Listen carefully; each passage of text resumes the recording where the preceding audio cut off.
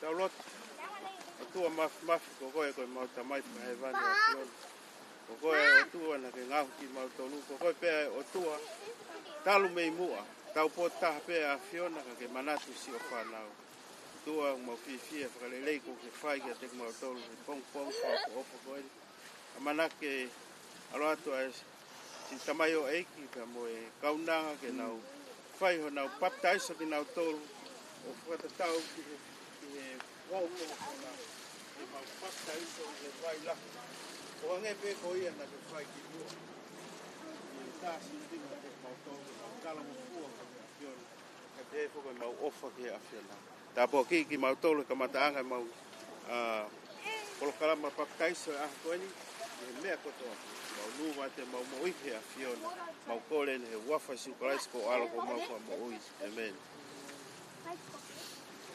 ko te mu kata ko lau no ko tu bi hanga mai iya tau ye mu hanga mai tau fa beta ye ki ko ya ko fili ke mo lala ka ye baptizo vai lahi tau fa abe ke tau ki tala no no pe ka ka mo papi ki pe ko ya pa tau ko atu ki he vai e pom ye oku ko tau folo ha me tau visione whakalufu ko e wahenga Australia i wlau ma ki tau tolu i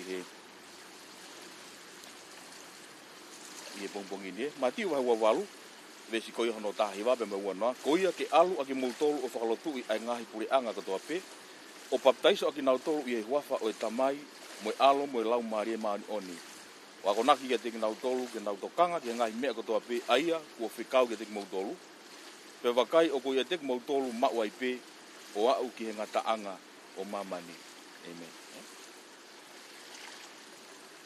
pampe ki tano ke te tau tolu i pongpongini pe kau aki ko ia pe mo baptaiso e tau tutu puhake na tau whanongo i ngai talanoa ku pehe ne ngau ake ngai siasi ki mua ki tau tolu ai baptaiso ko ha whainga fou ngai ke hoko ai ko ha me mipa ki siasi ai tau whanongo talanoa ki he o si papi ni siasi ko e papi siasi ko e ka koe tau tui pene ako e fōa o ki kai ke tau baptaiso ki ha denomination ko ke tau baptaiso ki ha tau tahalotu ko tau whakakato e tau alaka mo e tau mui ko ia i he eiki. I he pongpong ini, ko ke tau baptaiso ki mo tolu he Pentecosi. He koe baptaiso ko o whakahaya ki mamani ai mea na e whai e sisu i he loto. Koe baptaiso ko e public declaration of what the Lord has done inside of you. Tau whakatata ki pen ko taim ko te koe puna he whakapuna wai ki form declaration te ke whakafonu ai. Ko taim ko te tu utai ko mea ko na ke whakafonu i he formu ko ia, ko mea bete ke hifo ko o tiklea. Ta tau tofu bea mo ta hoa mui ke heke eiki. Ko ahoni te tau whakahaki mamani ai mea na e whai eiki i loto he tau mou. Ai ko public declare to the world that you are a follower of Christ. Ko baptaiso o ke hanga require a salvation ni. Ke beke ke baptaiso ka ke mao ai mo i ngata. Te baptaiso ia koe whakatai peia ai pekia te rio mo e tu akalaisi. Ko taimi ko te tau aifuke ke vai o whatatau ia ke whakatai peia ke he pekia akalaisi, te tu o e whamoremore hangahala, mo whai ai koe ko tau whakatonu hia. Koe baptaiso koe laka whikau ia te ke whai i he taimi koe te ke taria a eiki ko sisu kolaisi ke hoko eiki mo whakamou. Koe uraki siasi i tohi koe ngā ue, koe toko taha kato pena ne taria sisu, na baptized straight after that. Straight after the conversion, they went through water baptism. Na kai ke to tataria, he ko se tingi o siasi o uraki e tohi uraki siasi e tohi ngawe, ko whakatahataha e kakai ko nau mo wiki eiki. Ko se tingi ko siasi ahoni, o guia e kakai nau mo wiki eiki, o guia e kakai o teke ke nau mo wiki eiki ke nau taria sisu. Kako evangelio i siasi uraki siasi na e fai ki tua. He ko toko taha kato pena e hu mai ke sina ko ke ko toko taha na ne o si maua sisu hoko ko eiki pia mo e whakama ui. Pia koe ahoni e whai evangelio loto he siasi, te wiai unsaved ai, pia wiai mo e saved ai. Koe taha mea koe baptaiso koe ki he infant baptism. Pia koe baptaiso koe ne pepe tulu i e ngai siasi o tau hau iai. Koe kia te tau tolu, pe me tau tui ke wholofola o tua ko hono tāpua ki i pe ia, ai whanga ki i pepe. baby dedication. Kono uhinga te ke mahino ia he pepe atari o sisu kai si ke hoko ko iki mo framo ui. E anga fefe ene tiklea ki mamani ko netaria sisu o te ke ne ilo hamea. Peko baptaiso is a public declaration of the same. Ko whakaha ki mamani ko ke mo ui. Ka koe ke ilo ia he pepe ko ngau koe ke whakao ko ai. Ko baptaiso ko whakaha ki mamani. Ai mea nai whai iki mo wako. Ka koe ke lawi ilo ki ai. Ai waka ki pepe. Kai ngatai, ko tau koa ki vai baptaiso. This is an act of obedience.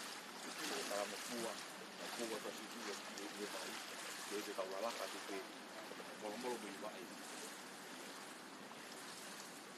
Wa o si pe ko pa ampe o ka ki baptaiso ko ke pete ko. Ko whakakato ko o kutu. Kore tona punaki hena, ataki ke huo mo pe hiva e baha aku e taimi ko e tau baptaiso. Ataki o propagation o ko pe pe tau ka uti lalo ki e vai. Malo.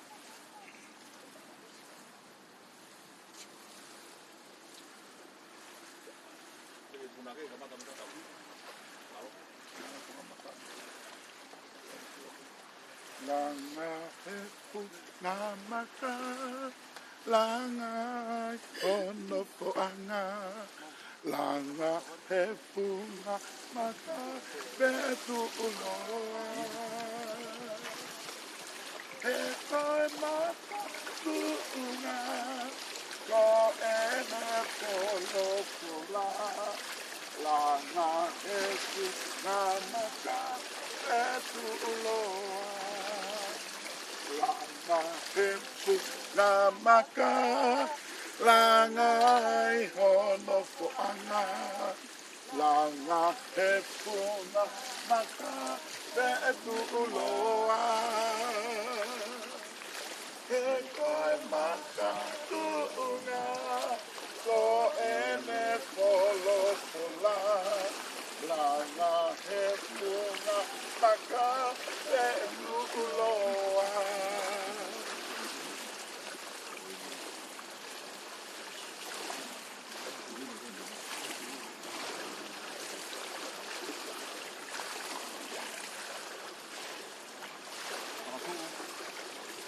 Today you are declaring publicly that have you accepted Jesus as your Lord and Savior? Do you believe that He died for your sins and He rose again for your justification? And for that reason, we baptize you in the name of the Father and the Son and the Holy Spirit.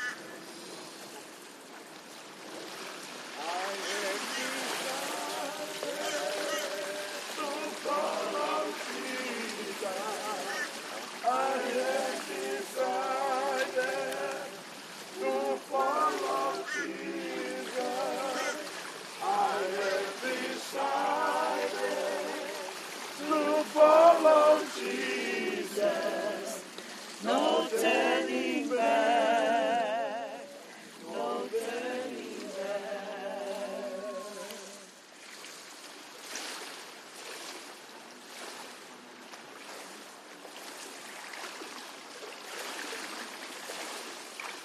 Tony ke tu me awe kakai na mo awe o tua.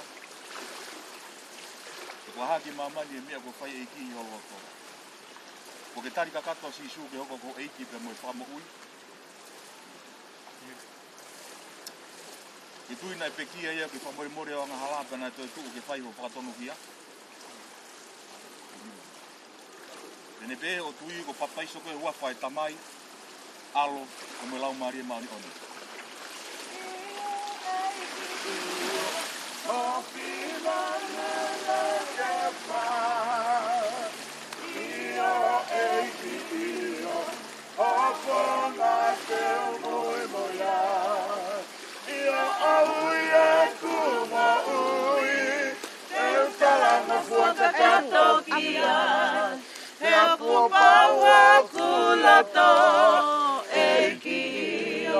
Yes, Lord, yes, to your will and to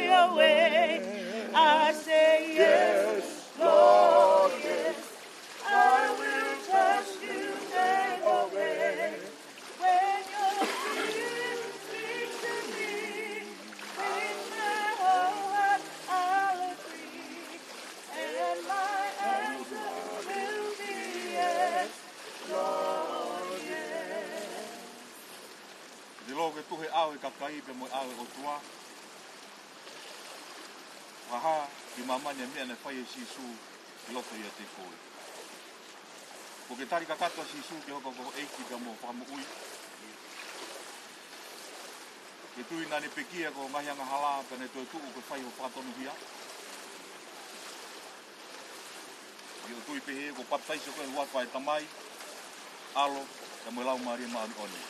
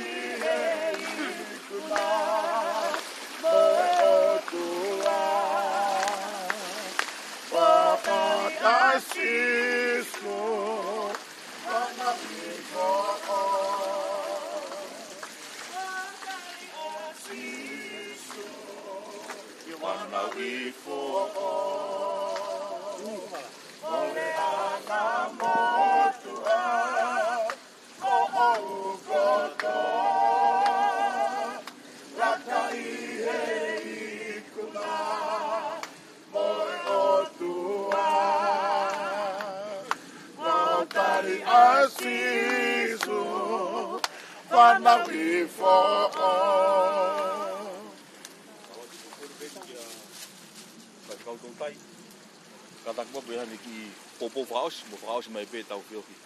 I he pompong ini malo. Malo pito, malo kau mai pengemali. Kahang ko ya ku pai kai lave aku ni baptaiso. Be to ko ya pita. Baptaiso ko ilonga o atamai lele. Fai ngau ko ya o tua ku ke manga. Iai koe atamai lelei koe au ke hanga o understand koe aku ke tui ki ai pekia a eki ko sisu kalaisi ka moene toe tuu ne pekia tau arui fo tanu mo ia pa mo ui mo tua tau toe tuha ke he mo ui fo ea tau whamaro, whapetai ke ki, kui a koe whiri, whapotopoto hoi a mu whai he aha koe ni. Ea, tau ke tia, ki e lakanga koe a whai he aha koe ni. Tau, tanu katoa pekia eki, tau toi tu, e mo kui whao. Ea, whamaro ki he koe tau pe mono ke patoa e whakateri ne koe a o e ki ko hono ko sipinga hange koe a koe wholofola ka whata tau whakahai a mai lelei kono tau tui tau lo tua maka mai kai ngata te ona whamaro at kere koe koe ato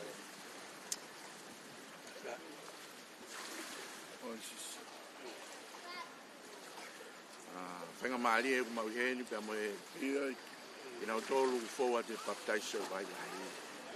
Ko e whamoni o atamai lelei. Ko e whamoni o e sipinga uke tā. Ko nau whiri ke nau laka tuai. Ko nau kaunga kaukata. Ngau e nake whai. Mau pekia, tanu ki mau tō. Ko e mo ui motu. Mau betu ui fo ya mo yo no tu e ke ta no wa ti pa anga o ta bo ki to ha ke te na to mau ata mai le na ula ke ai ko ye step ko mau fo kala mai o fola malanga e ngongo le le tu i pe mo baptaiso ko ia mo ui Pamalo mo mafopita kere koe eki. Tuku ia eki koe stepu mauinga kuna upowa toi he aha koe ni ia he ngā ue pia mo ui e awhiona whai he nā mo. Pamalo mo mafopita koe kere koe. Pamalo mo mafopita kere koe. O koe te kau, mau hen, hege kai, ngā pōpō, witness, e mea whae na whae he apiona. Nau laka, kai ke nau tui pe, o koe ke nau mamata pe, nau tui pe, ka nau tautu pe. Ka nau hanga whae, mea koe. Koe ako si tinga na te hanga. Ka waki ki nau tolu, ka mea pitu, e ui ki nau tolu.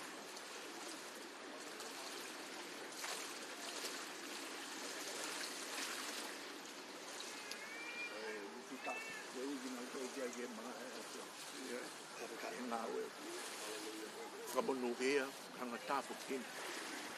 Mea ko tō pē e ki hanga place ki nau tōru e tu ke uji nau tōru kia. Tuanga ke taha koe sipinga. Unau laka e aha koe ni. Sipinga ke ki nau tōru ku mui mai. Ina fōu atu he sipinga ku taha. Ina o mai o submits. Ko baptaiso ko submits.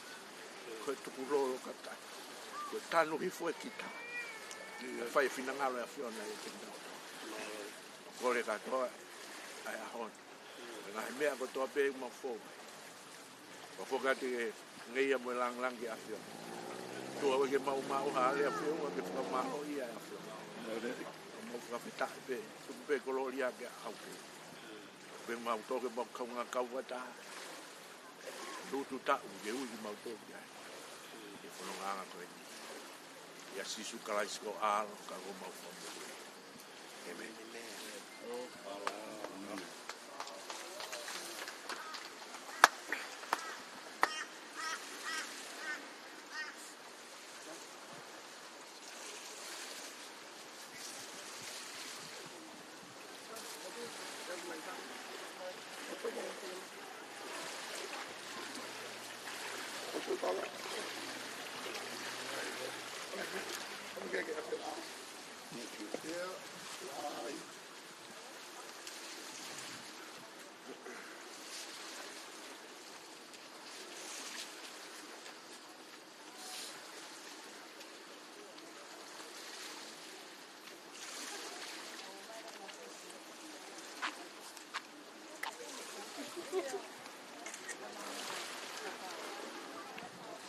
Wow, mamosia. Wat is dat?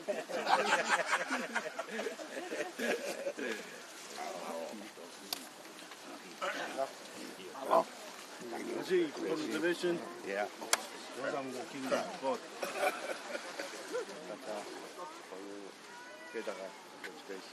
Religion, hope.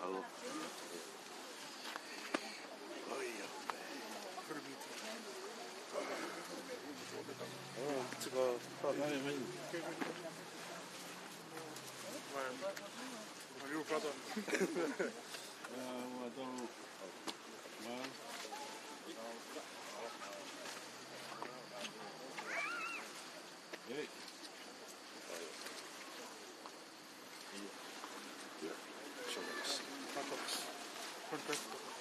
Zie je waar je mee bent?